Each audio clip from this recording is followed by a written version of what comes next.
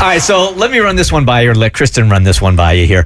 So you're engaged, and your fiance comes to you and says, hey, are you cool if I just get closure with my ex? Correct. So I'm going to paint the picture for you. I saw this video on Natural Selection _. And the video is a guy, he's sitting in the car in the driver's seat, and he's filming. And he's filming outside the car, and it's dark, and there's a woman and a man standing outside of a house, and they are embracing. And the caption within the video says, my fiance needed to get closure with her ex before we got married, heart emoji. So yes, she went to her fiance and said, hey, before we get married, before I walk down the aisle, I really need to get closure with my ex. So the two of them drove over to his house. He sat in the car while she got out and had a conversation with her ex to get closure.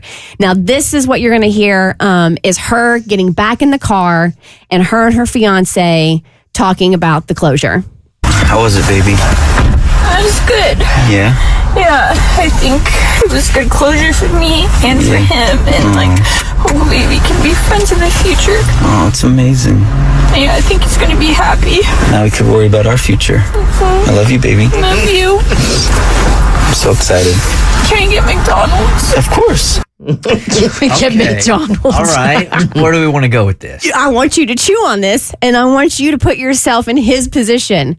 Your fiance comes to you and says, hey, before we get married, I need to go get closure with an ex.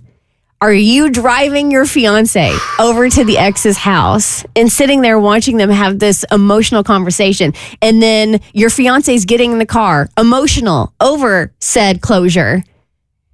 How would you receive that? I think I got a couple of questions here because I'm trying to lean. Maybe it's because we have a new pope. I'm trying to lean. You feel closer to God now because he's American? I'm trying to lean into kindness here.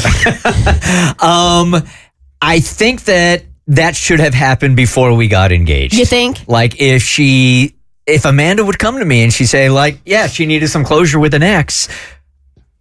I don't know that I would drive her to it, but I would certainly give her that space because as a guy that wants to spend the rest of his life with her, that door needs to be closed and I need to know it's shut and there is absolutely no oxygen in that room at all. You don't want to be there driving her to it, present, making sure? I got other things to do. Okay.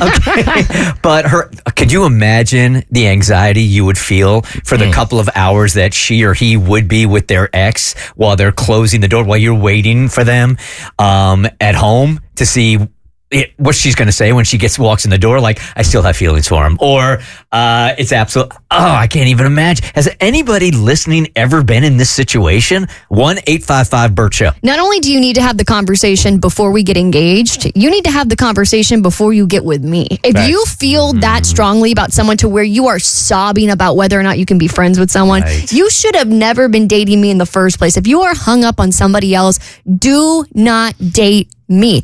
Talk to your therapist or your ex. Don't date me. Yeah, I'm not strong enough.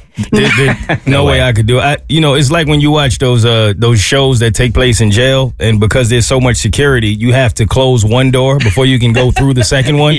That's how I see relationships. Like before you even open this one, that should be done already. And if I do find the strength somehow, some way, because I love you so much to take you over there, don't get back in the car crying.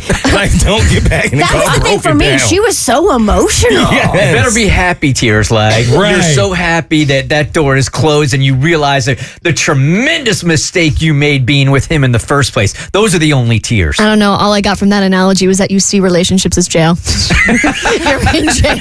You know what? It might have been a better analogy than I thought. So let's say your lady comes to you now. You are head over heels over her. I mean, you have told us that day in and day out, right? And she comes to you. I'm going to save that for her. That should do well for me. And she comes to you and she says, you know what? There's still something in my mind, in my heart about my ex.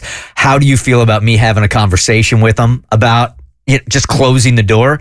Even now, you got all this history behind you and you're already in love. How you feeling about it? I would walk away. You would walk away. 1,000%. I mean, it would at least be a break. It would be one of those, like, you go ahead and figure that out. You have, it's there for some reason. I don't know the reason. I'm not interested in the reason, but go figure it out, because we won't be able to move forward and be authentic if you still have that lingering, but I'm not going to sit around for it. And is one conversation with the ex really going to shut the door immediately? I don't think so. Dude, let me just say he got blasted in the comments. Did he? Read some. One person was just like, major heartbreak ahead. She's still in love with that guy. Somebody just posted a bajillion red flags. Bianca B, what are we doing, bro? Legendary Star-Lord, he said goodbye. For now. Dude, she went there to make him jealous. If he had told her to stay, she would have left. Red flag. Closure should have done that way before you found somebody else. So, and then my Tony East, LA, 1977. WTF, this dude is a ding dong. The Bert Show.